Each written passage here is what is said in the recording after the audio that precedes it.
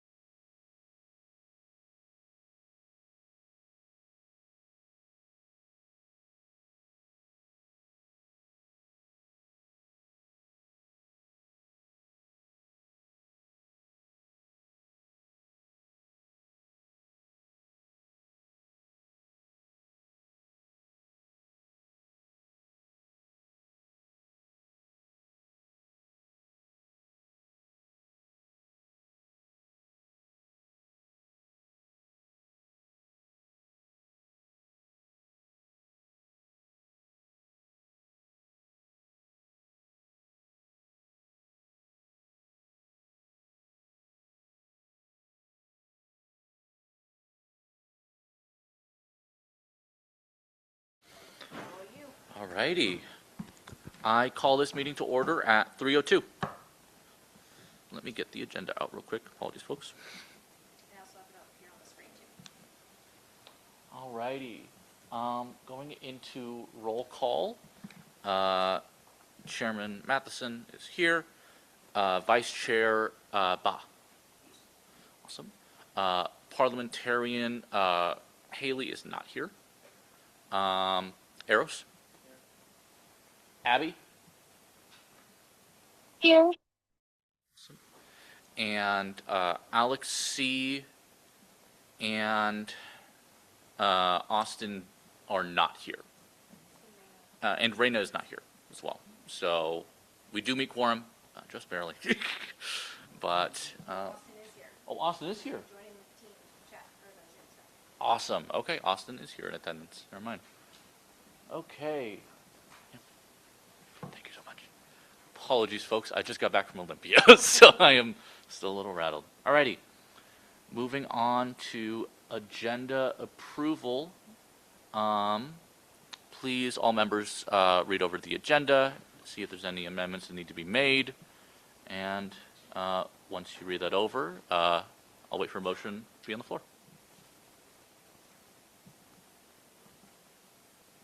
Motion to approve agenda as written, as proposed. Can I get a second? Alrighty. Any discussion? Okay. All in favor of approving the agenda as written, please raise your hand. 1, 2. Abby and Austin, the motion is to approve the agenda as written. If you agree, raise your hand.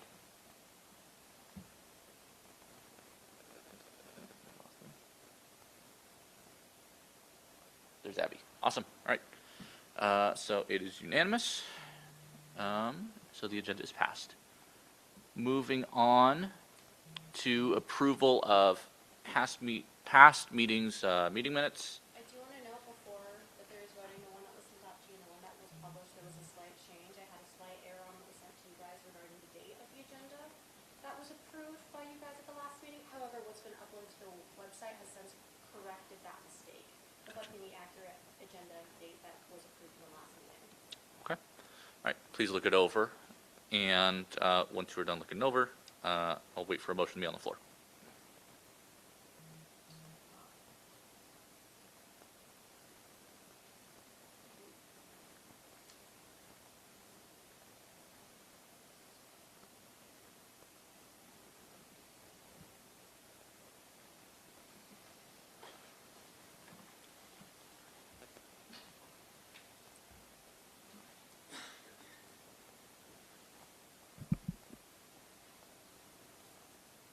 Sam says you need to talk closer. Good job. Can I ask for clarification? Could you repeat what you said just a moment ago? Yes, so the minutes that were sent out to the committee had a slight error in which the date for the agenda motion that was approved in those minutes that were sent initially had the wrong date. However, that's been since corrected, and the uploaded minutes on the website have the correct date. But this isn't the correct. The one that you were sent, yes, is the incorrect one. The one uploaded on the website is the correct one. It's just the date. For the agenda motion. Then motion to approve the minutes with addendum adjusting the date to match the information that the corrected information that has been uploaded to the website. Can I get a second? Alrighty. Any discussion? All in favor of approving the meeting minutes with the changed date, please raise your hand.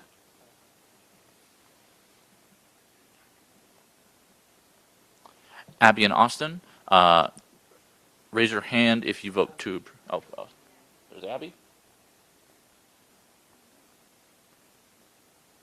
Austin might be having technical issues because they were out of the room and they were back in the room. Okay, so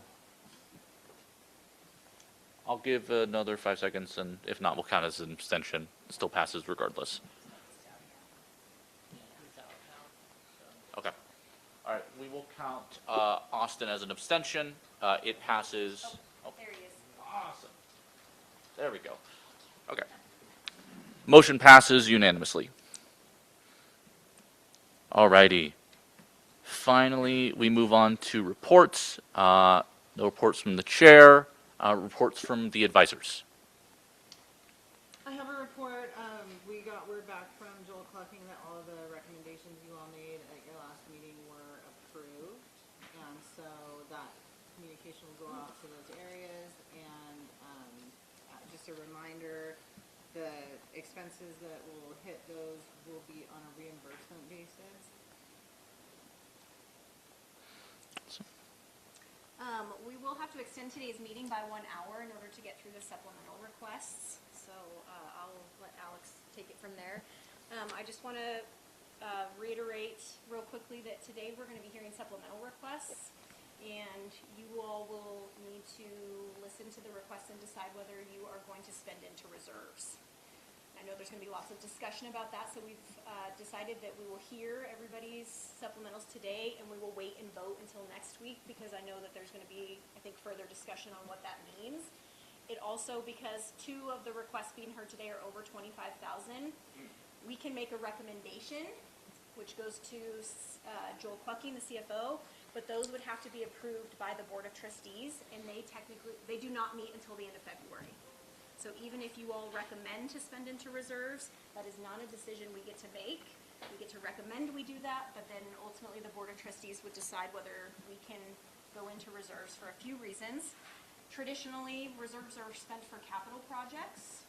The second one would be that our debt coverage ratio, which could be affected by us spending into reserves. So those are things that we have to decide before we make our recommendation. I know, I'm looking at you, Bob, because I know you're going to have a lot of questions, but we still need to move forward with hearing the requests, and then we can make then you all can make a recommendation as a committee. Roger. Okay, that's all I have. All righty. Well, with that being said, there is no communications received.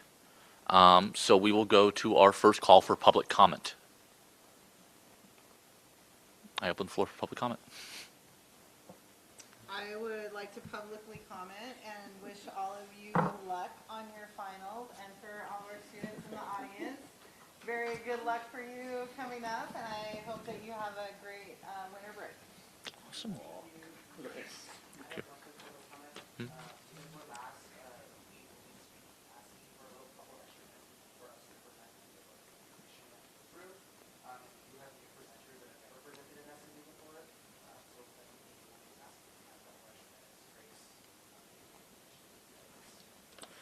Depending on the time remaining in the meeting, we'll get to that. Before we continue to new business, can I get a motion on the floor to extend the meeting time by an extra hour? Absolutely. Motion to extend today's meeting by 1 hour till 5 p.m. Awesome. Can I get a second? Alrighty. Any discussion? All in favor of extending the meeting by an hour, please raise your hands. All right. Motion passes unanimously. Okay, on to new business. The first of our supplemental requests will be from the Student Union Operations or CIRC team. All right, feel free.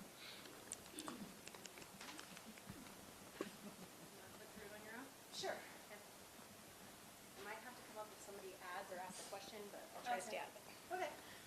Hi, my name is Sheree Wilson. I'm the, what? Oh, you did.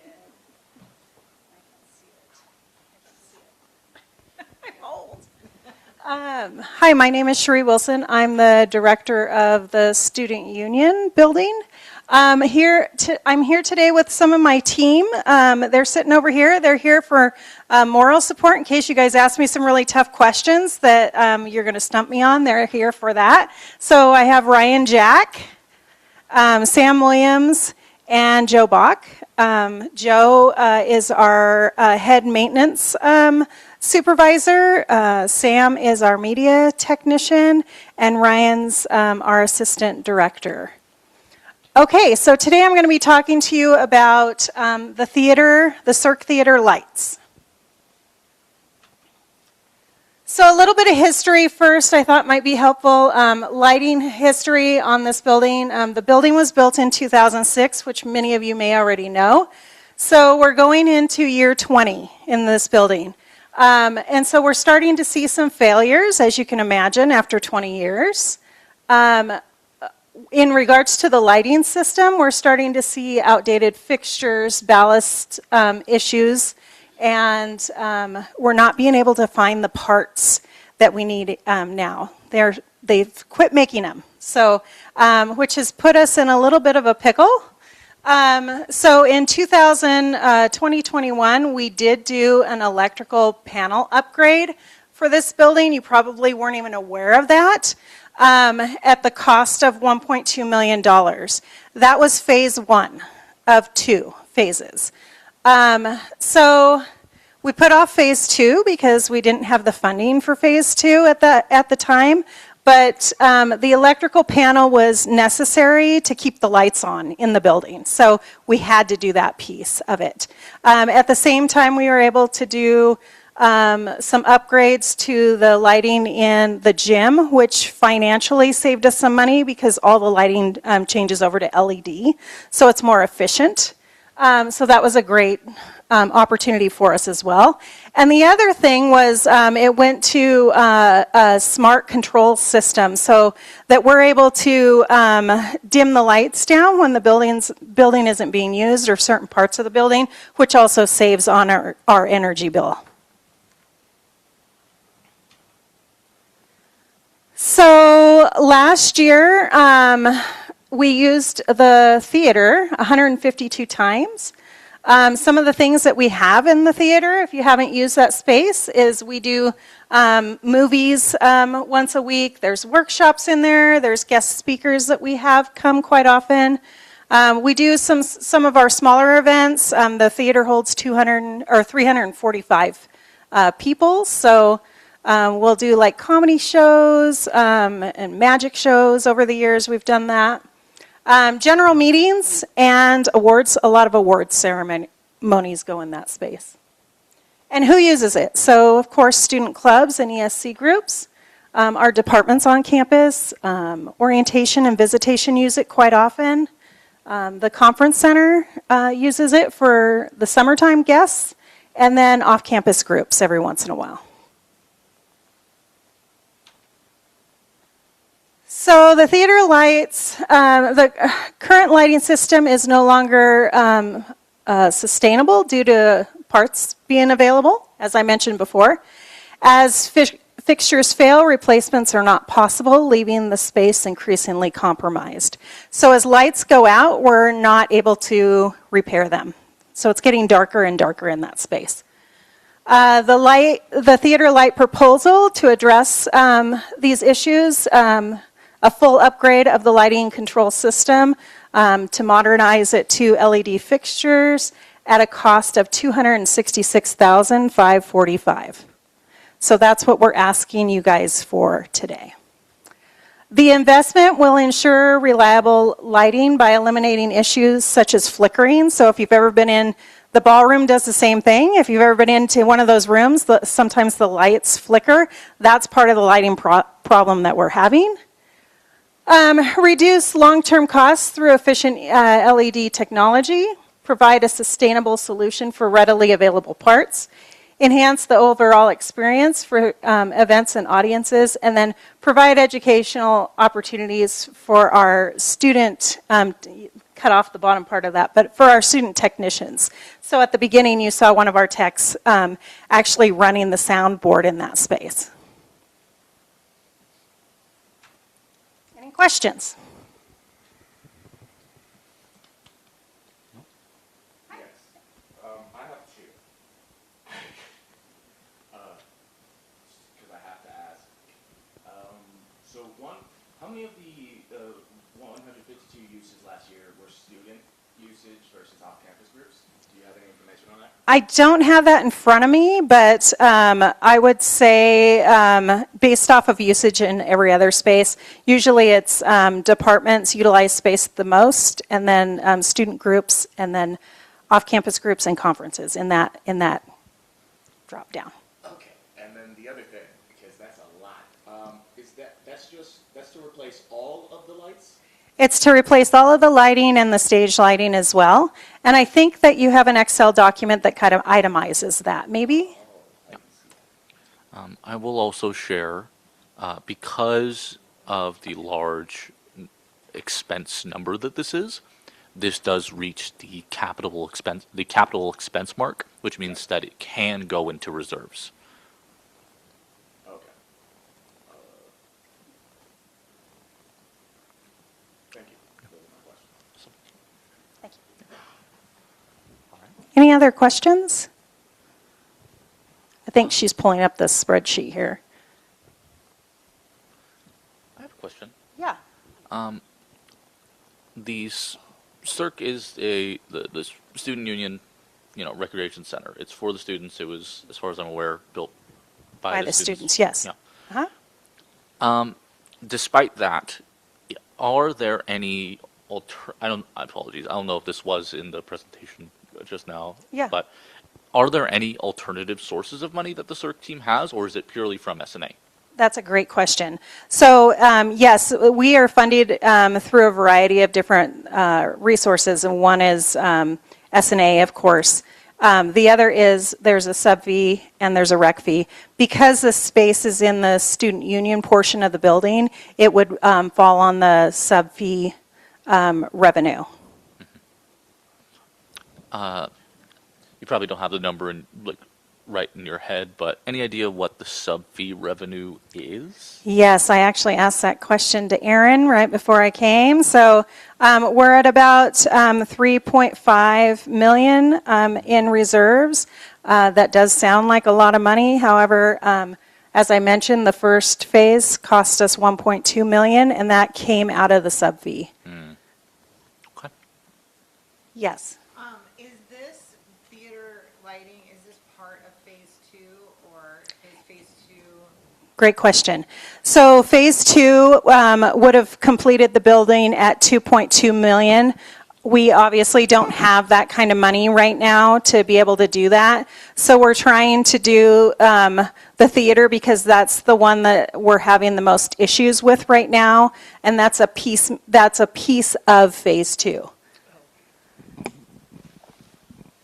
And if you were to get this amount, how long would that set y'all right for? How long would it be before the next stage in phase 2 would be necessary?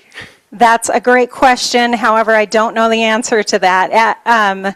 It just depends on whether we are able to get the supplies that we need to repair the lights, the fixtures that we're having problems with right now. Like some of the wagon wheel lights, we call them wagon wheels, the big, huge lights. We're having some issues with those as well. That's part of phase 2. So is the ballroom. The ballroom, we have quite a bit of flickering in right now, but we're still able to get some of the parts, not all of the parts. But so we're really trying to decide what's the most important right now to keep the lights on and to keep the area usable space for our students.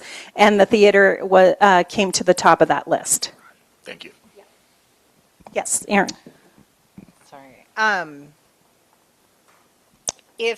Given that this would be a capital expense, would need to be approved by the Board of Trustees, that potentially wouldn't be until February. So when do you think you'd be doing this work? We are not going to do the work until we find out if we have the funding to do it. Do you know how long the project would take? I think the document said 2 weeks is what I remember seeing. Cherie, how critical is it that the lighting project in the theater happens? I would say it's very critical because as we start to lose lights, we're not going to be able to replace them. That's where we're at right now with that space. So at a certain level, we're not going to be able to turn on the lights in that space. Are there any further questions? Alrighty. Well, thank you, Cherie. Thank you. Thank you, CERT team.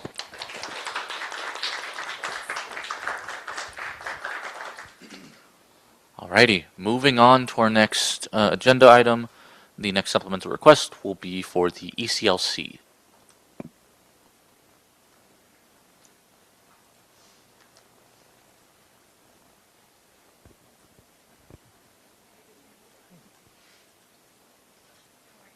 Good. How about you?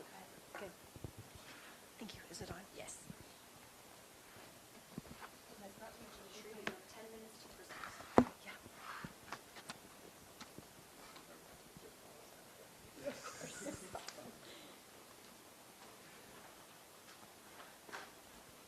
Hi, everybody. I am Michelle Hill, the director of the Early Childhood Learning Center.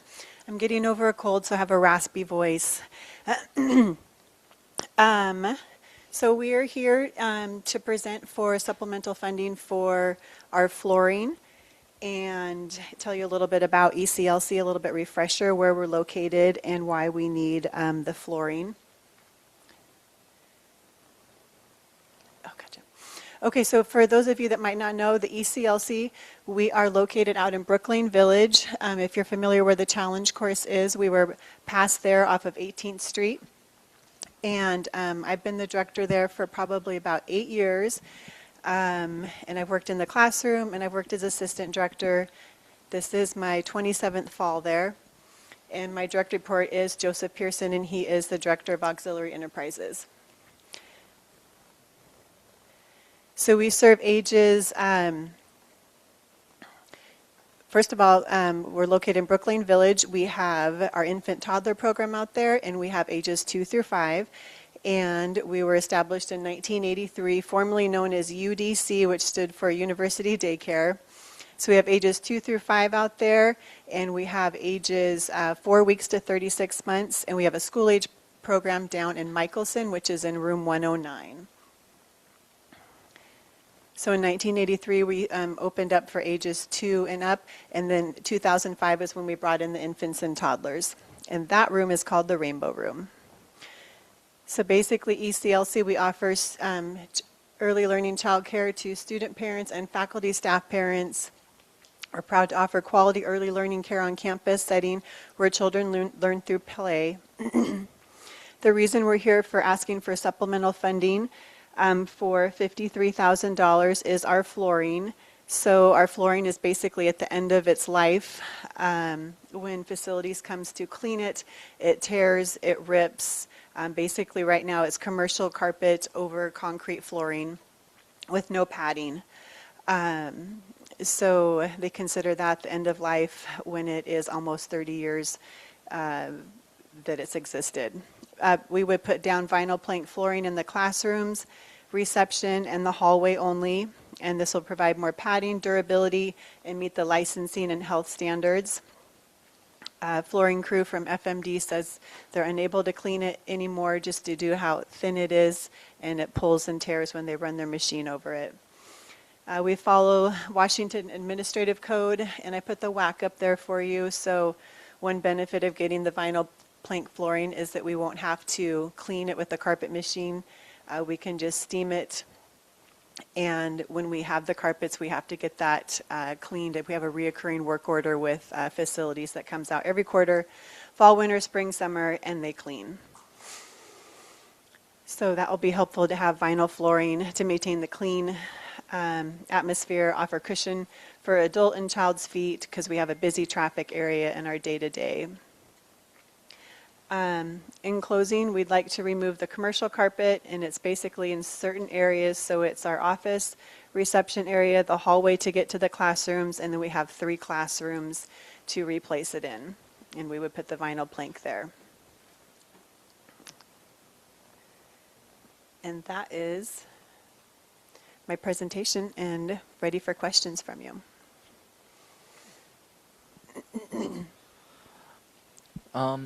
My initial question, how time sensitive is the changing of the carpet? You mentioned something about the health standards of the ECLC.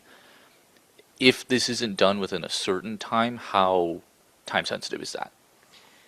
Time sensitive would be, we would love to have that done this year. It's been needing to be done for quite some time. Summertime is our only time to do it because that's when we're closed our big chunk of the time for summer break. And it basically kind of has to be done in phases. If we were not able to get funding, maybe it would put it out for phases where we would just do the classroom only, and reception and office area could be the second. So time imperative for this year, yes.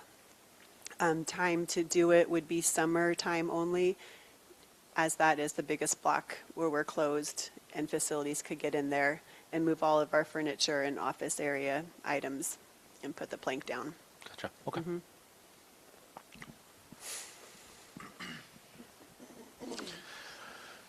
A couple of clarifying questions. This is a preschool this is a preschool Yes, and childcare. childcare that serves the community of the school? Correct. Do you guys receive any outside funding or or is it just, or do you guys also take care of people from outside the community, or is this like dedicated to this school? If you're enrolled at Central so if you're a student, so 6 credits is what is required to be a student at Central.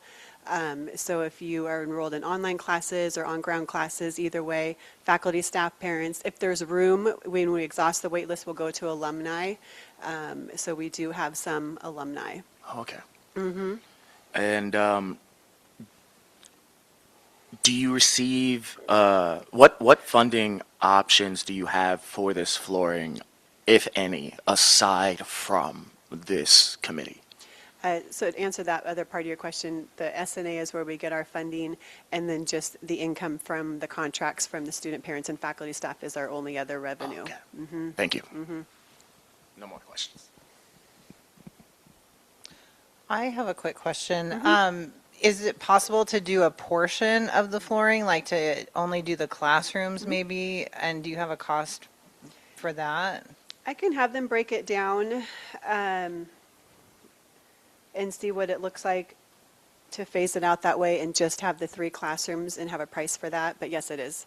Yes. And then is any of this going to be paid for by the other funding that's through charging people for the services? No.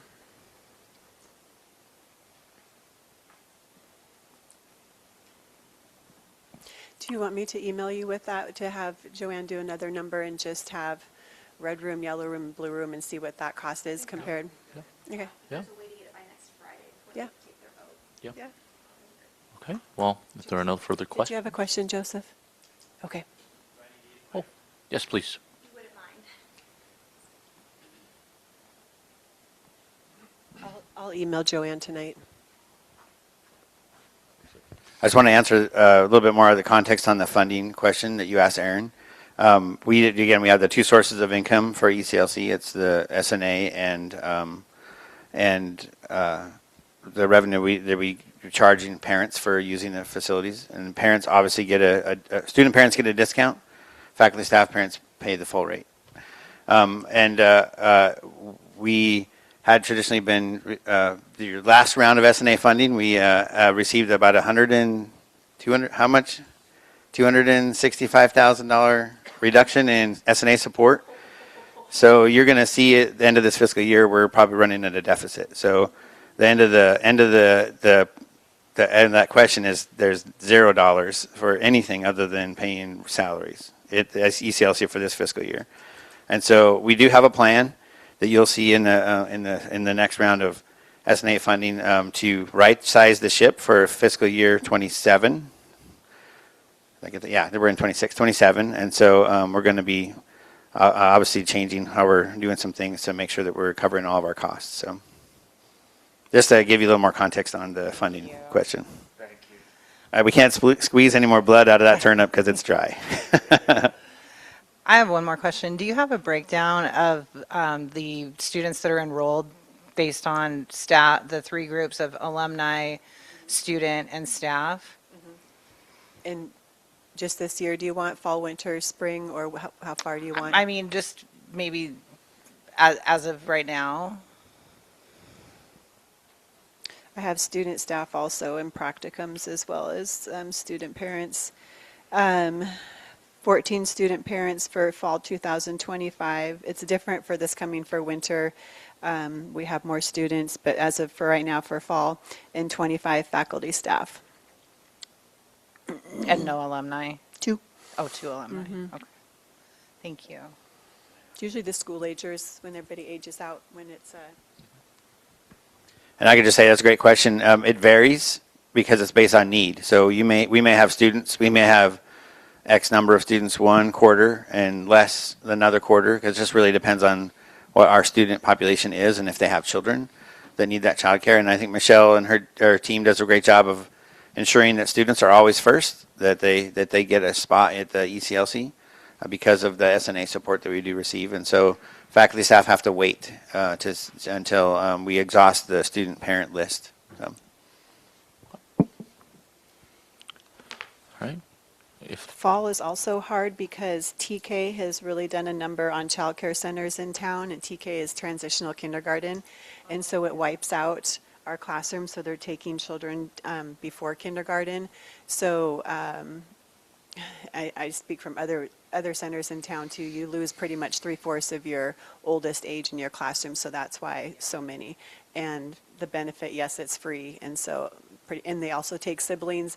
It depends. Priority last year and this year was they were taking siblings, and so they come in and take the children. So we lose numbers there. So fall does not look the best when we look back on numbers. Transition. It's been really hard. Michelle, Anna, how many children, no matter whether they're students, staff, or faculty, or alumni, how many children can you serve? We can Total. We can serve total. We've got.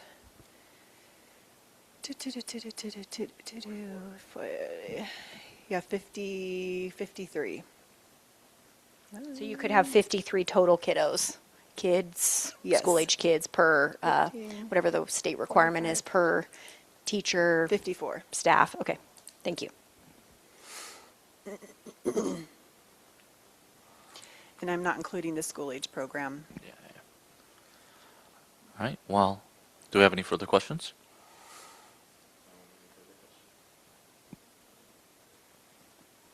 Alrighty. Thank you so much for your presentation. Thank you.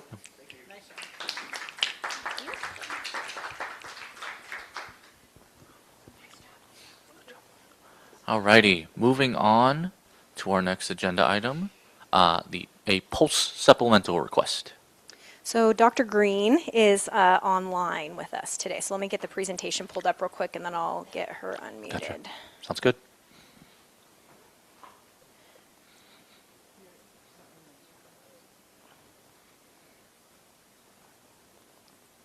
Sorry, they had somebody join, and why couldn't I get them in? Okay. Okay, Jen, if you can hear us and you can see us, you're good. Yep. Can you guys hear me? Yes. Okay, great. So first of all, apologies for joining by Zoom. I was not originally slated to give this presentation, but I'm very happy to be here. And I also would like to start by saying thank you very much for the approval of funds that you passed at the last meeting. And you might be wondering why we're back again so soon. And that is because the supplemental request we put in at the last meeting was really for just fall quarter covering printing costs. And we made that decision to split fall and winter requests because we know that your funds are limited. I also am hearing in all of these meetings that you have a lot of deserving requests. So we really greatly appreciate that you continue to see value in funding Pulse. Okay, Robbie, you want to go ahead and... So I think you're all familiar with Pulse. We're the entertainment lifestyle magazine on campus that's entirely student created and student run. We call ourselves like the Observer by the students for the students. We're housed in the Department of Communication, and we traditionally publish one magazine per quarter. We used to do 2 per quarter, and then we found out that that was crazy. Nobody else in national magazine, campus magazines was trying to do that. So we cut back to once a quarter, which is much more reasonable. We've also cut back to starting fall quarter 60 pages rather than our traditional 84 in order to save costs. The magazine is created by a staff entirely made up of students. We get students from all over campus. Even though it's a comm class, we do attract students from a variety of majors, and they take on roles in writing, reporting, photography, design, social media, and so on. And we print 1,000 copies of the magazine per quarter, and I'll talk a little bit more about this as we go, but we find that we rarely have copies left over, so that's, I think, great news that we're seeing such a high readership for the magazine. So our request is split into two concepts. One is staff salaries and the other is printing the magazine. And our fall request was significantly less expensive because we didn't ask for salaries to be covered. And in fact, we had put in a supplemental request last spring to cover our fall salaries, and they only went covered through October. So our students who had leadership positions that require work out beyond the credit hours were actually had agreed to not take a salary starting November 1st in order to continue working on the magazine. So what we normally do is we split 24 hours between 3 main positions, and sometimes depending on the staff we have and depending on their other on-campus jobs, we will sometimes split those hours. So we do weekly hours of 8 hours for the editor-in-chief, 8 for the lead designer, and 8 for the lead photographer. And for example, at the start of this quarter, when we were still able to pay salaries, our lead designer was splitting her salary so it was 4 hours for her and 4 for another designer. Our lead photographer was not taking a salary. And often with editorial, we'll try to, if we can, give some hours to our assistant and associate editors as well. And then these are our operating costs that make up the other basically half of our proposal. And, the bulk of that is for printing. Again, we print 1,000 copies. That's the least amount that we can print that's cost effective. And we did shrink our magazine from 84 pages to 60. What we did this quarter, which I think is kind of a fun model, depending on the staff we have, is we did some exclusive online content. So we have a second version of the magazine, which you can flip through on Issue U, that will have additional stories in it that are written, reported, photographed, and designed into the online magazine. But we know from history that when Pulse was an online-only magazine, our readership was significantly lower. So the total there, I can't read it very well, but 4,527. That includes our subscriptions and off-campus printing. So that's the total of our requests. And again, it's to cover printing, subscriptions, and paying students for their work outside of the course credit hours. If we don't print the magazine, we know from the past that we lose readers. We also lose the possibility of advertising revenue. That hasn't been a big moneymaker for Pulse, but we have figured out a way to bring on staff some business students in the winter. So they had worked for us last spring and did a great job selling ads for the Week of Welcome issue, which you guys might have seen on stands, looks a lot like an issue of Pulse, but it was done by Observer and Pulse together. And so we are really pretty confident that having them on staff again in the winter is going to really boost our advertising revenues for Pulse. Pulse is bringing in a little bit of revenue from ads on our newsletters. So if you haven't subscribed to our newsletter, please go to CWUobserver.com and a pop-up button will ask you to subscribe. And that subscribes you to the Tuesday Observer newsletter. And now we've launched a Thursday student media newsletter. And that revenue for the Thursday newsletter, if we're able to sell banner ads there, is split between Pulse and Observer. And those banner ads are, we've actually sold both days, every week for almost the entirety of the quarter. So that's been really positive for us. And we're finding that the newsletter is helping drive traffic to the Pulse and Observer websites. So just as an example, not to get too far off topic, but I know that the committee is interested in seeing us really try to increase our independent revenue. We saw that in November, we shared a link to a Veterans Day story from 2017 in Pulse. And our analytics on the website told us that almost 500 people, which is almost half of our subscribers on our newsletter, clicked into the story. So they didn't just open our newsletter, they actually clicked into that story. So that was almost 500 people that went to our website based just on that newsletter promotion. So that was pretty exciting. Go to the next slide. Okay, I think I've covered this, and we did talk about this the last time we were here. I'm happy to answer any questions, but we think it's essential that we continue printing the magazine. You know, with Observer, we committed to decreasing print in winter to see how that would go and to save on costs. With Pulse, we think that the printing cost is still worthwhile, and we know that our readership and again our ad revenues would not be where they are, or would not have the same potential if we were only online. And again, we do print 1,000 copies and we rarely have any left over. We have to save 5 or 10. We have to kind of hide them away in our office so we don't lose them. You know, another thing about Pulse, which is different from, for example, a newspaper like Observer, is that, you know, our goal is that the content remain what we call evergreen, meaning you can pick up a copy of Pulse years later and still find content worth reading. And I think that Veterans Day article is a great example of that. We regularly receive national awards, as you guys are aware, for all of our work, but especially also for our design work. And that really would be less noteworthy if we were to shift back to not having a print copy.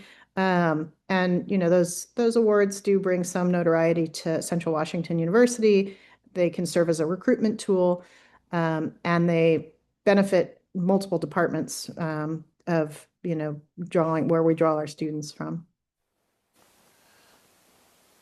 So thank you very much. We hope the committee will value Pulse's unique role in the campus community, its national profile, and its ongoing service to students. Thank you so much. Yeah, I'm happy to answer any questions. Right. Do we have any questions?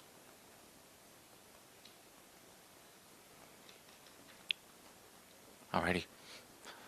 Thank you so much, Jennifer. Yeah, thanks for having me. Awesome. Alrighty. Moving on to our last supplemental request for the day is ASCWU student government.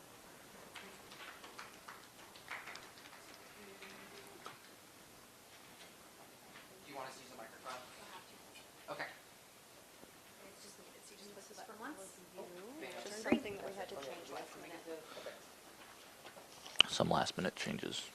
Okay. Hello, everybody. For those of you guys who do not know me, my name is Hondo. I currently serve as student government, student body president. Some of y'all remember me from last year. I've been here a long time. I'm a 5th year, and we're just kind of here to kind of present our request. I'll let everyone kind of introduce themselves. What you're being handed out is a correction to one of our slides. We do apologize. We did have a restructuring of our budgetary stuff post-submission of our presentation, so we want to make sure the S&A committee had the accurate numbers to what's on one of our slides, and we'll kind of navigate and kind of show you guys what that kind of looks like. If possible, we do ask for a little bit of grace and time, only because, like I said, we do have some new people who are brand new to the committee. They've never presented before. Director Silva and I were veterans in doing this, so we're kind of a new team, kind of doing this old and new. So please give us some grace. I'll go ahead and let Dr. Silva introduce herself. All right. Hello. Is it on? Yeah. My name is Alexa. I'm currently the director for the Student Life and Facilities Department, and I'm a 4th year. I'm about to graduate with Hondo, so that's pretty exciting. My name is Cynthia. I am a 2nd year transfer student, and I am an executive assistant to President Hondo. Hello, I'm Jada Aurelia, and I'm a 2nd year student. I am the executive assistant of President Hondo and team lead. And to go into the second slide, spring of 25, S&A funding. Spring we began transitions into the next BOD, Board of Directors, as we begun our process to ready ourselves for the summer to wrap up the academic year. Spring we requested funding to allow the Board of Directors to work during summer an additional 10 hours to a max of 20 hours a week instead of the normal 10. This was granted and we immediately got to work. We have 5 new board members and 1 returning, so we had a lot of work to do. And so our summer accomplishments, this is the list of our summer accomplishments, but not all of them, and I'm going to be highlighting a few. One is we attended all the summer orientation, and a majority of our staff was hired from those orientations, about 6 people. Planned and executed a week-long training for all the staff and with multiple campus partners. Held multiple trainings with the board of directors and worked to onboard the new advisor, Emilio, wherever he went. Held close to 30 interviews for staff and hired a new team of student leaders to join our office this year. And we hosted the WSA Vote Summit Conference here on campus. We have a lot of people who wanted our collaboration and help. This is just a list of what we have for fall. This list keeps on growing. So we do have a lot of people that want our help and collaboration. And so again, the big hitters for the fall accomplishments. And again, just going to highlight some. We redesigned our office to create a more friendly and open environment that is ADA compliant, hosted and assisted in numerous events, and those will be shown in the next slide, created a proxy system to ensure student government can maintain business, attended the WSA conference in Pullman, I myself went, reactivated our advisory boards and made Wellington more accessible, woohoo. And so fall, a lot of this was for adjustment and getting the staff and the board of directors to know their roles and each other. And in winter, we will be focusing on outreach. To go into that, these are the events that we have worked at and will work at this year. Like I said before, the list keeps on growing by the week. We work with the Senate, ESC, and previously listed partners. We have a lot of events that we'll be going to. And so how we are currently using how we have currently used our budget, excuse me. So we purchased our uniforms for our senators, and instead of 7, we apologize, that would be 11 pad folios. Again, so sorry. Hired a 3rd event staff for the president's office. Senate and BOD meetings were covered in the circ pit, purchased new uniforms for our staff. The supporting final week goodie bags, sadly, we were not able to do it this quarter. It is our plan to do it in winter and spring, excuse me. Supported the ESC lip sync battle, or we are supporting them. Hired a full team and worked with publicity to help student government be advised more and maximize the use of our personal budget as to not have to return it to S&A. And now, one second, sorry, my notes. All right, so here are, whoa, that is really weird. Thankfully, you all have this sheet in front of you. These numbers are, in fact, wrong. So it works out great. Okay, budget expenses for the board of directors. I'm just going to heavy hitters of what we used our budget for. 8 staff shirts, 1 nameplate holder, 8 name tags, 11 pad folios for a total of $1,287.74, which is 86% of our budget. Then for the Senate, which is a separate budget, is 11 Senate polos, 17 name tags, 15 senator nameplates, 2 staff shirts for $1,457.49, which is 97% of their budget, and this is separate from S&A. So this is from the past VP setting it up for this year's board without S&A funding. So we have used, that should be correct, fair amount of the budget.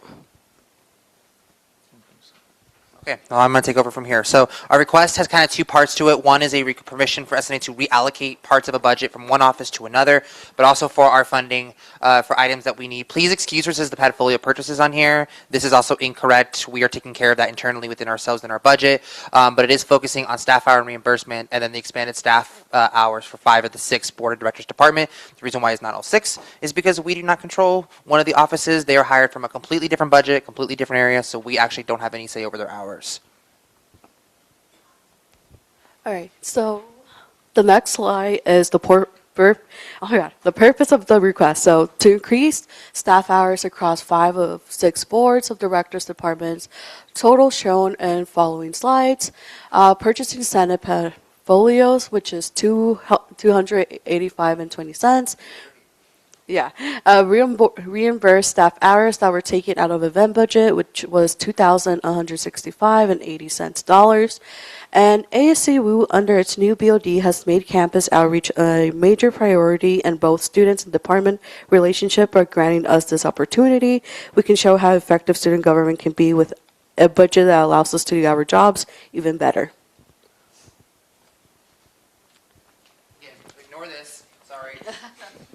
So as we can see in the slides, don't look at this, the staff reimbursement, which is the $2,165.80, and then the estimated staffing cost, which is $20,777 or $21,294. Okay, because I know this question is going to get asked. Why do we need a reimbursement? Okay, so when the board of directors came together in summer, we kind of all looked at the projects of outreach this quarter, and we said, what team is going to focus on what? Our VP team primarily focuses on the administrative work and the governing documents of student government. My team primarily focuses on the event support on campus. As you guys had seen, we have multiple campus partners that have reached out to us for assistance, along with any additional events that we do ourselves. So it's just not my team, but we work together, but my team is the one that we primarily send for the events along with myself. Because of that, and because we saw the increased outreach that we were seeing in the requests, the board of directors at the time did allow us to spend part of our programming budget to hire a third person, which is Cynthia. And Cynthia has been a really amazing member of our team because we were trying to get as many new faces into student government fees as possible. So what is that reimbursement primarily going to be used for? One of the primary reasons is our end of the year celebration with our gala. This is where we recognize all of our amazing student workers and all of the work that they have put in this year, their accomplishments, is where we invite our counterparts to this meeting. It's like the very last one we do right before graduation. So this is also where the board members, myself and Dr. Silva included, where we get to say goodbye and say, all right, y'all, this is your guys' show next year. Goodbye. But the secondary purposes is as event support, and this is events that we want to do smaller scale events in the quarter. Like I said, like Cynthia said, our goal next quarter is primarily outreach because that is not something we were able to do. We did a lot of it this quarter, but our goal really is to really step that up next quarter. So with Student Life and Facilities, myself, our two offices have been working collaboratively to figure out what smaller scale events can we do on our campus to really connect with the student body more and more. We've received student feedback of student government is still kind of isolated. That's okay. We took the time this quarter to adjust, but we're ready to go into next quarter for readjustment and a new style of leading. So going into the next slide. One moment. Yep. Because the allotted time that was originally planned is now passed, is there a motion on the floor to extend their presentation? By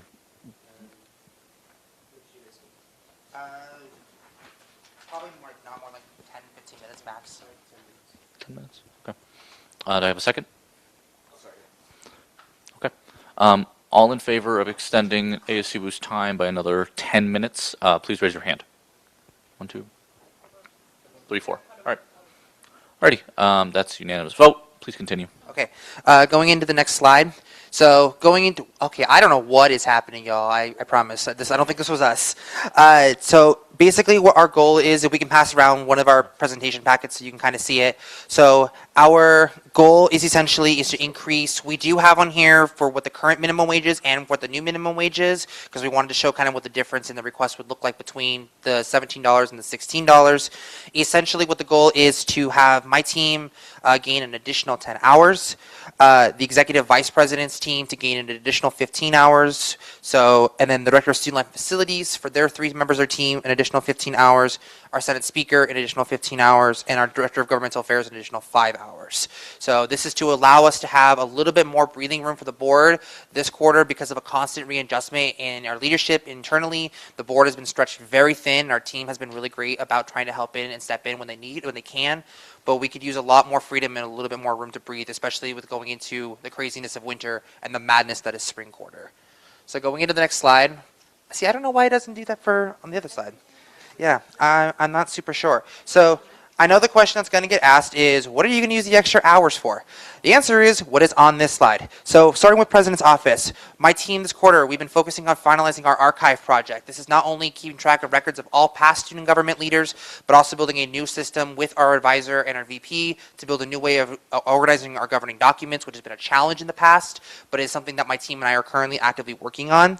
Providing additional event support to take on more hours for our receptionists. So we are losing one of our receptionists at the end of winter winter quarter, which means my team will have the capability to step in more, to be able to fill in those gaps, so we constantly have that extra desk support. One of our challenges is we created a new buddy system, which Director Silva will talk about in the next slide.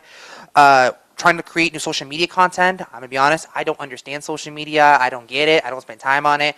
But my team thankfully does. So their challenge next quarter is to be using more social media for more public outreach to connect more to the student body.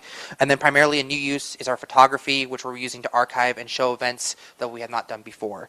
Student life and facilities, they're focusing on supporting with the buddy system. Like I said, we'll talk more about it for event support. Wellington his new system has been completely undergone. Director Silva has been doing an amazing job making him more accessible to the campus.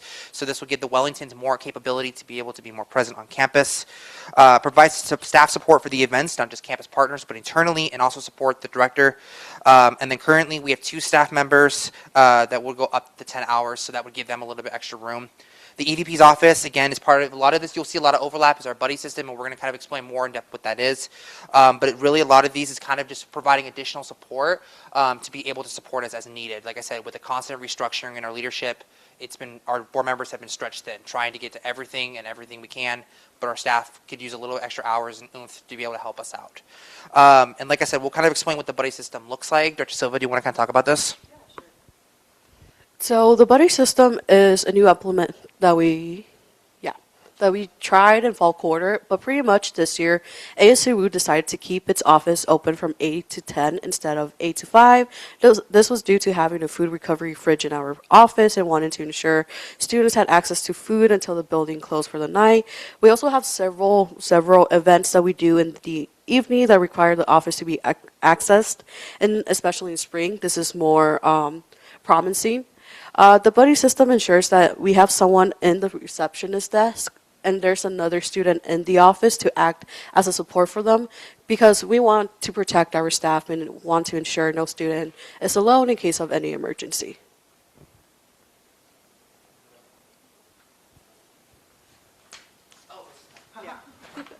I fooled myself. Okay, so this comes to the reallocation part of this. So some of you guys may know we had a new DOGA that stepped into Director of Governmental Affairs, that stepped into the role earlier a couple weeks ago.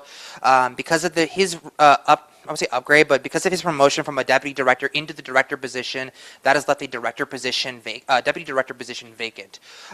Cynthia is technically contracted through fall quarter because we do not have the ability to stretch our programming any further to be able to keep them on, but ASCW would like to maintain them within the role. After speaking to the Director of Governmental Affairs and after speaking with our VP and with Aaron, getting the exact number for you guys, we were hoping to S&A to reallocate the wages from the Director of Governmental Affairs position into the President's team, so Cynthia would be able to maintain their job and role through the President's team through the duration of the winter and spring quarter. Because we have the S&A permission to do this, we cannot do this ourselves. So we want to make sure we do it right, just for simplicity purposes of it. So this would be a total of $7,700 from the Director of Governmental Affairs' wages to the President's team, which is technically the Board of Directors' budget, to be able to keep Cynthia on, so we do not have to return to S&A and ask, can you guys please fund a position so we can keep this individual on. We have it already, we just need to move it around so we can be able to do that. Going into the next slide, here you go. Real quick, rationale for request why ASCWU needs this funding. First, increasing student outreach and engagement, higher event demand from departments and clubs. Again, we're trying to help like the ESC, the Senate with their events, ensuring staffing levels meet student needs, supporting equitable, accessible service for all students, also maintaining effective operation within the S&A allocated budget. And then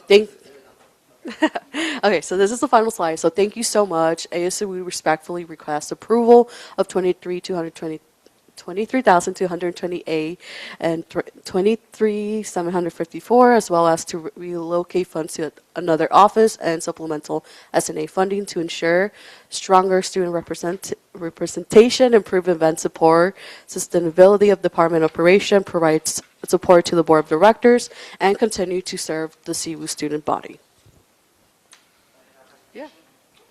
All right, go ahead and throw your questions at us because we know they're out there.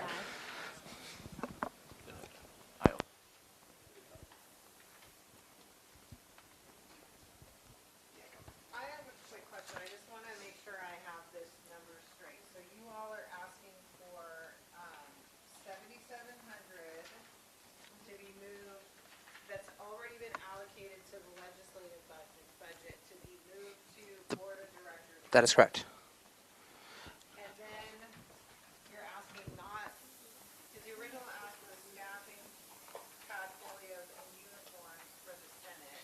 Yes. So can we go back to the budget expense? Hopefully it will show itself. So, yep, just keep going back. Okay, so the handout that we gave you guys is what has already been purchased. What we are asking S&A to cover is the increase in staff hours and the reimbursement from what we use from our programming to hire Cynthia on for the duration of fall quarter. We do not need S&A to help purchase any of the sending items for the Senate. Like I said, because thankfully, thanks to our last year's VP, he was really great in budgeting things out already for us. And he's explicitly allocated budgets to this, and that is what we've been maximizing to the absolute degree. Only thing we are asking is just to have an increase in the student hours and then for the reimbursement of what we use in the programming. So if you go back to the cost breakdown slide, please. One more. Whoop, go back one more.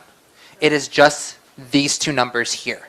It's the staff reimbursement for the 2165.80, and then That is because that is what we spent to hire Cynthia on for 10 hours for the duration of fall quarter from the time, I think, of mid-September, I think it was, to the end of finals week.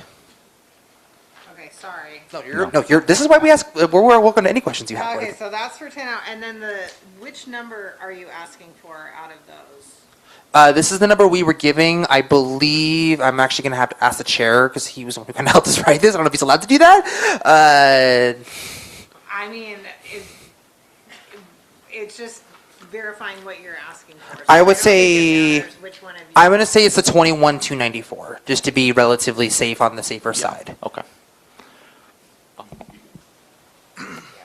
I apologize for half of our slides not working. I have no idea what's happening. Unfortunately, when that happens, neither do we. The question I have, what is a pad folio? I don't think any of us have ours on it. It's like a cover, like a leather cover thing that holds like a notepad with paper in it that we use for like writing notes and things. It's part of our uniforms we use. We just don't need to request it. Notebook that costs $72? It's specifically engraved with our position titles that we're passing down to positions. So last year or 2 years ago, when it was made for the Senate, for example, the Senate Speaker at the time made the mistake of putting a name on it rather than actually just putting the title. We've adjusted ours to put the titles on it so we can pass it to senator to senator to senator. And this is also when Mad Labs was still open, so I don't know what their prices look like. They have not been open in 2 years now, 3 years, something close to that now. I have a few questions, and I'd like to preface before I ask these questions. While sitting on this chair, while I am the vice president of ASCWU, my primary objective is to make sure that the S&A Council is staying above board. So before I ask these questions, I want that to be known to the room. Just to clarify, I think there was a small mistake in there. The budget that was budgeted out by the previous vice president, I think you did mean to say it is S&A funds. Yes. It is S&A funds. Sorry, let me specify that. Okay, just clarifying.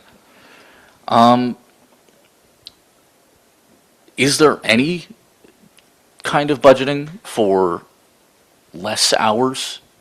Yes. So my phone is on the other table. Alyssa, can you grab that? Sorry. So we do have the numbers if S&A does not want to pass the numbers that we have requested for the staff hours. That is okay because we do have an alternative. I apologize for not submitting this. I can forward this to Robbie or to Mia or whatever system you guys prefer to be able to do that. Essentially what this would do, if we were to, we originally had 4 of the 6 departments receiving additional 15 hours, or 5, excuse me. If we reduce the hours to 10, it changes the request. So this would bring our total to a little over $17,000 with the new minimum wage. So with $16.66, it would be $16,413.40. If you're taking the $17 into account, it's $17,028.70. And that is as an alternative if S&A does not feel the need to pass the hours that we have requested. So there is an alternative, which we can work with. We just have to manage our teams a little bit tighter than we would like to. But we can, like I said, we've been doing it this quarter. We can do it if necessary. We've also tried to limit the number of requests we're bringing to S&A because we do recognize the number of funds. So to our knowledge, the only time we'll be coming back in S&A is either for triennium or to reallocate other parts of budgets because we did not include it in this request. Many of the supplemental requests that have appeared so far have been for emergency need, and a majority of them have been for things that have been outside the scope or outside of expectation. This does seem to be a supplemental request requesting just more. You have made a lot of justifications, but supplemental in its foundation is made for emergency funding. I guess my question is, how is this emergency funding? I'm going to be totally honest with you. While it's not classified as an emergency, for us, it's us having to figure out what worked this quarter and what did not. And right now, with the, like I said, with the constant shifts in positions and titles and positions, it became very difficult for the board to be able to figure out what we were doing and to figure out how to fill in the gaps as absolutely needed as necessary. So I'll give you an example. We had a brand new director that stepped in 2 weeks before some of them just got back from a conference up in the Capitol. That was 2 weeks we had to quickly turn around to try to train somebody new on top of trying to switch staff around to fill in the positions. That stretched our board very thin to be able to fill in those gaps. So while yes, it's not an unnecessary purchase, for us, it is giving us a chance to have not so much weight on the board members, because this quarter has been really tough on all of us to try, especially the 6 of us, even with our limited teams and limited hours, they've been able to fill in some gaps. So yes, it's not an emergency, but for us, this is going to help us alleviate some of the weight so we can kind of go back to the original plan, which is to focus on campus outreach. And while we've done that in the events, it has fallen short in other areas. And that's no one's fault, kind of except our own, but we had to prioritize certain things at certain times. We want to try to get ourselves back on track for the remainder of the academic year.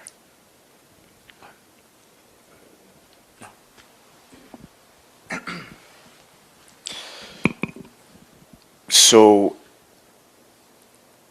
it sounds like, I'm sorry that y'all went through so much turnover, but during that time, were you able to get an idea of how much the extra hours that you were putting in actually affected students? So for example, I hear your buddy system. It's going to require 2 students to be paid in order to extend it by 5 hours. And the justification for that was that it leaves food available to more students in case they need it for those 5 hours.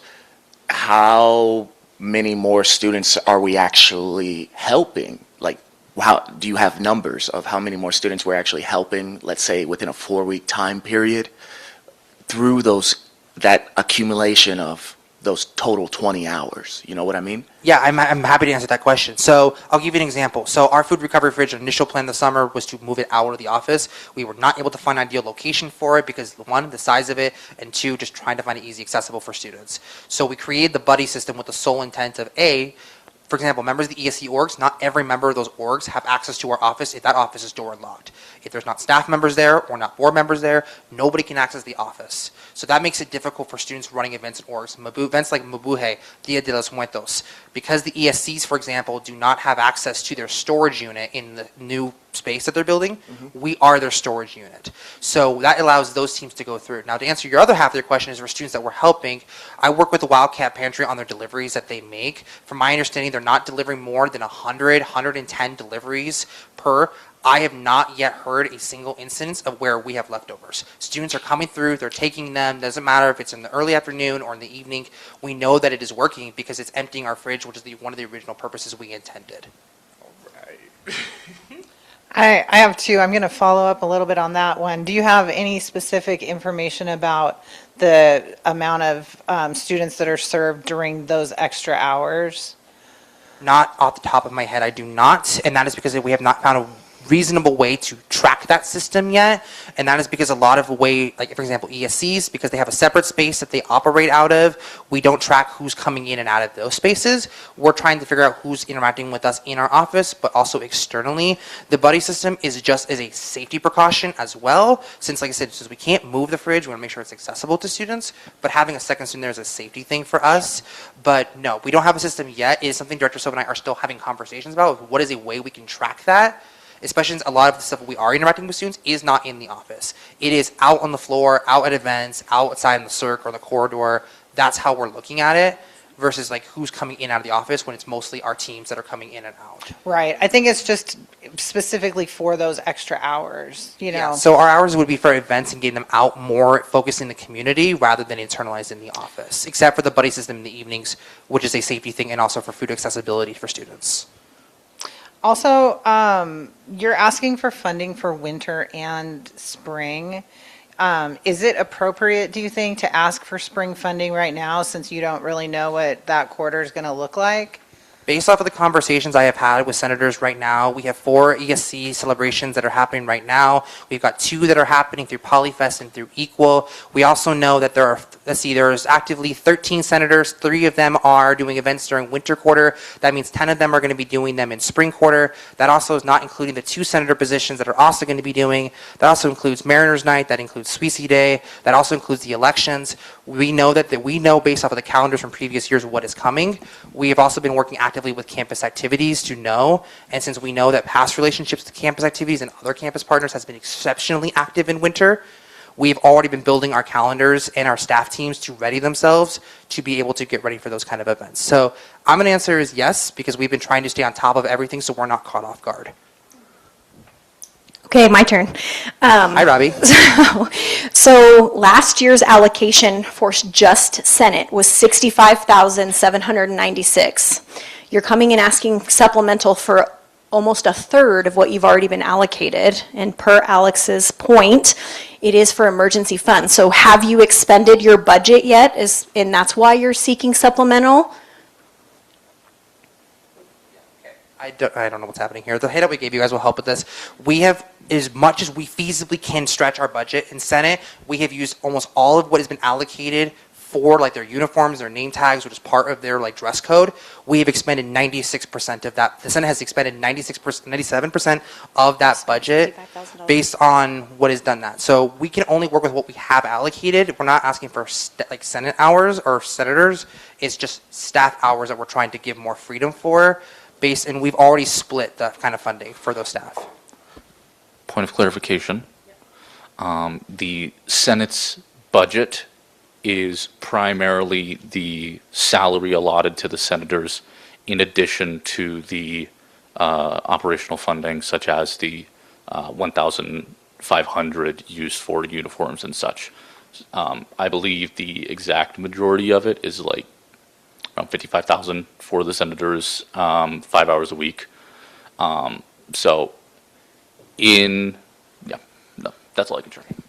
Okay, I have a few more. So when you guys are speaking to your events, are you planning the events? Are you guys going to the events? And when you're going to the events, you guys have all commented on how the community says we want more student government presence. Is it just you all being there? Is it you all helping plan the events? Does it help staff the events?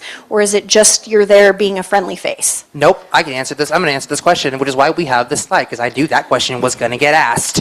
All right, so events like the Vote Summit Conference, we were the host for that. We were the one who helped organize it. We brought students here from the WSA campuses. This includes Western, UW Bothell, UW Tacoma, you name it, they're most likely here at the Vote Summer Conference. We were the host for that. We helped organize that. Orientation, we were not the organizers, but we were there tabling, actively engaging with incoming students as well to try to get them to be part of student government. Our sporting events with Wellington, we're not the host, but Dr. Silva has been there with her team and with Wellington out and about to make them more active. So the answer is, depending on what the event is, we are either hosting it or we are on the grounds, either collaborating with it, but otherwise we're doing that. We have met the extended deadline limit? For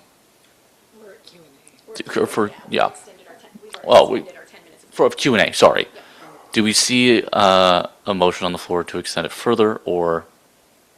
Yes, motion to extend our Q&A session with the ASCWU presentation team by an additional 5 minutes. Okay.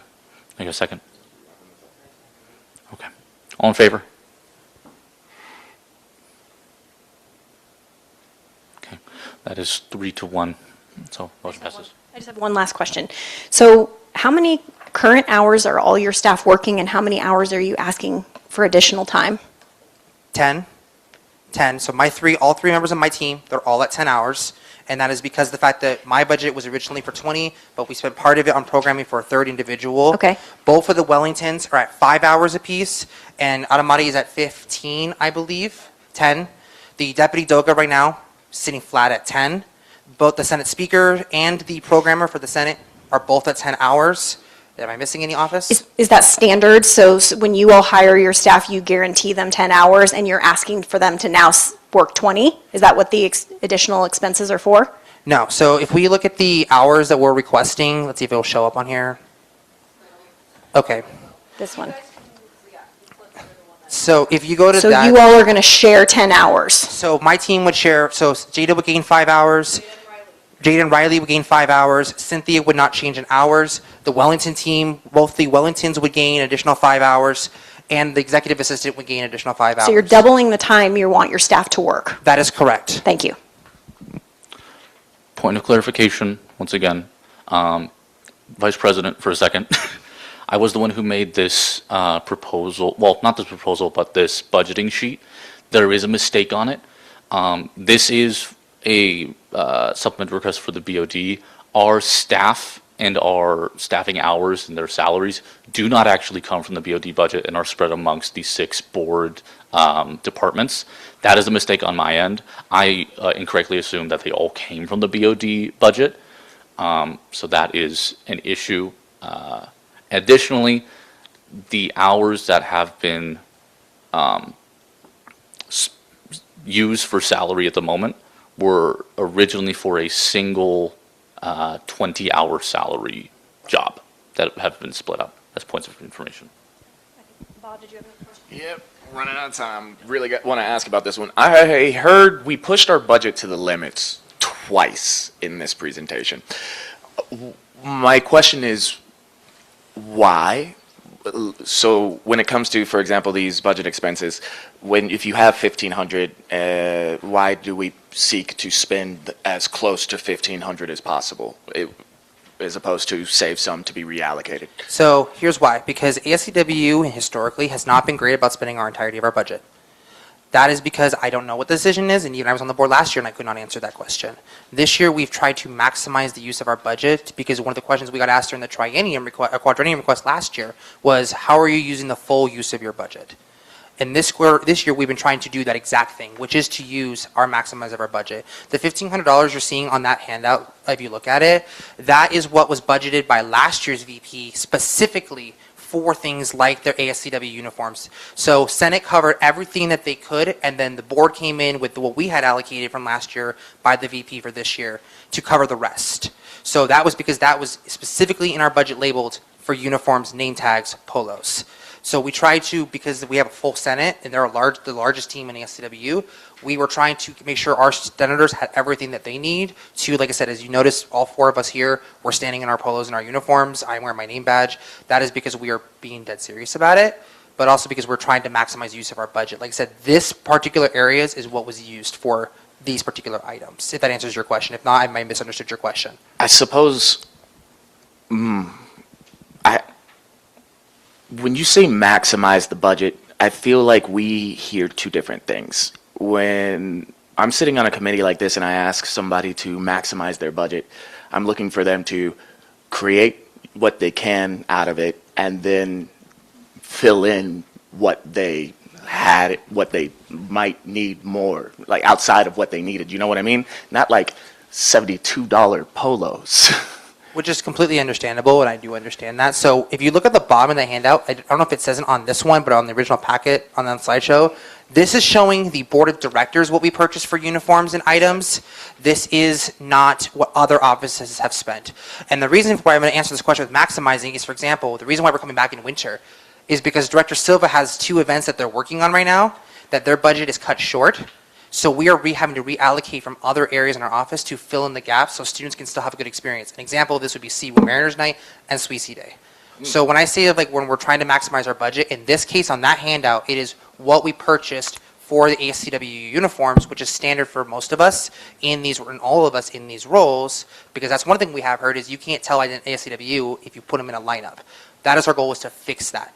But like I said, for other things like events, we know we have to maximize our budget. So that's why we're moving funding from one area to another, so we don't have to come back to S&A and request that additional funding later on. I just wanted to be able to have that conversation for y'all to have that in the thought pipeline moving forward. I knew that question was coming. I've been through the song and dance before. One last question. What happens if S&A does not fund your request? If S&A does not fund a request, then we keep doing what we've been doing this quarter, and we try to adapt as best we can.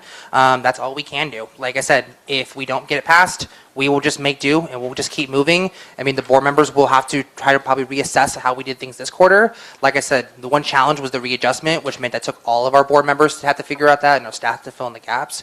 So if we need to, we'll just keep moving forward. But we would like to try to relieve some weight off the board members so our staff can help take on more, especially since a lot of them are new.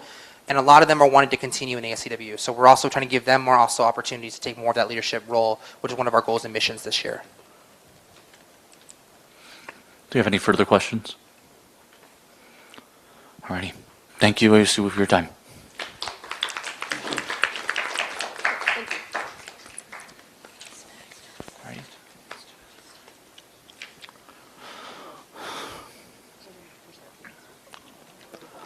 Alrighty.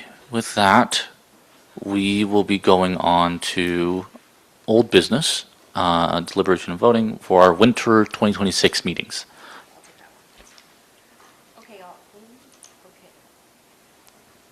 Is that better? Okay, there we go again. Okay, so many of you have filled out the doodle poll, and I greatly appreciate that. We are trying to figure out winter 2026 meetings. I mentioned in my very numerous emails to you all that we have to do a 2-hour meeting because we will have to hear base funding requests. And in order to get through all of our base funding requests, we have to meet 2 hours a week or we won't get through them in our time. So currently, without, I believe Abby is missing from our doodle poll. Right now, the best time for most, not all, but most people to meet is Friday from 3 to 5. So I was asking maybe Eros and Ba and then Austin, while you're on, if you have a moment, can you all give me, can you let me know if that time, let me stop share here. Does that time work? Oh, Abby, thank you. It may have just not refreshed if you did it recently, so I'll take a look at it. But for the consensus, the only person it doesn't work out for is Alex Cordone. And I did confirm with him. And then it also really doesn't work with Rachel once a month because they have... Their RA meetings, yes. 3 to 5. Fridays 3 to 5. Yep. Yes, you did. Yep. Yep, it was just Austin, and I think you were waiting for your work schedule, if I remember correctly. Okay, and I think so. Yeah, Rachel once a month would the first Friday of the month. I know she has RA, but I don't know if that changes next quarter. I'll have to ask. Okay, yeah, she did say yes on the doodle poll. Okay. And let me look at Abby. Abby, 3 to 5 doesn't work for you on Fridays.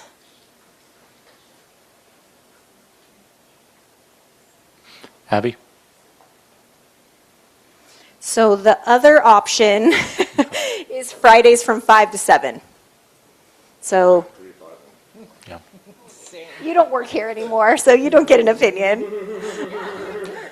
We could do another evening. I did ask for 5 to 7 on Thursdays, which most said no. I did ask for 5 to 7 on Tuesdays, and I got mostly no. So really, it's Friday 3 to 5 or Friday 5 to 7. Those are our choices for winter 26. Is this a submit a motion situation? Yeah, do Nope. we need to decide here? I'm just letting Sure. everybody know that Okay. that's what I'm going to have to choose. Yep. I'm with Ba personally. And also for our campus partners who have to present, asking them to come back on a Friday evening. So my vote is probably going to be 3 to 5. Oh, thank you, Abby. Okay, great. So that just leaves so much, Alex. Thank you all Awesome. so Okay. much. So, Also make a note. yes.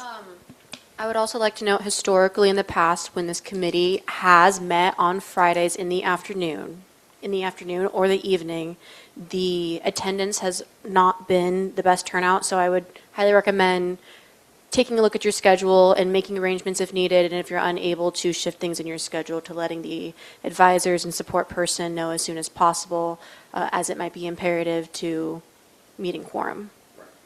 Gotcha. And then lastly, if everybody doesn't know, which they probably don't, Miss Mia Young will be departing CWU. So we will go without our secretary for a little while. So we're going to test out some AI transcriptionists. We're going to try and be progressive here. But if I could be your main point of contact for any request. Most of you already come to me, but just so everybody knows, Robbie's your gal. So yes, so congratulations to Mia on her new appointment. She'll be sadly missed, but excited for her new opportunity. Alrighty, with that, I open public comment for second call. If there's no public comment, yeah, go ahead. I would like to publicly thank Mia for all of her hard work on the committee. She is amazing, and whoever is going to work with her next is very lucky. Mia, I've known you for a short time, but you seem awesome. Oh, are we doing? Yeah, we were doing that. Public comment. It's public comment. Mia, I know I said this once before, but I do not know how to put enough thanks into words. I met you one time when I came by last year, and you had a conversation with me about what I was passionate about just long enough, just between here and the bottom of the elevator. And because you brought up the public policy program to me, I'm now in it. And not only am I in it, I'm actually doing original research in political science. Thank you for inspiring me.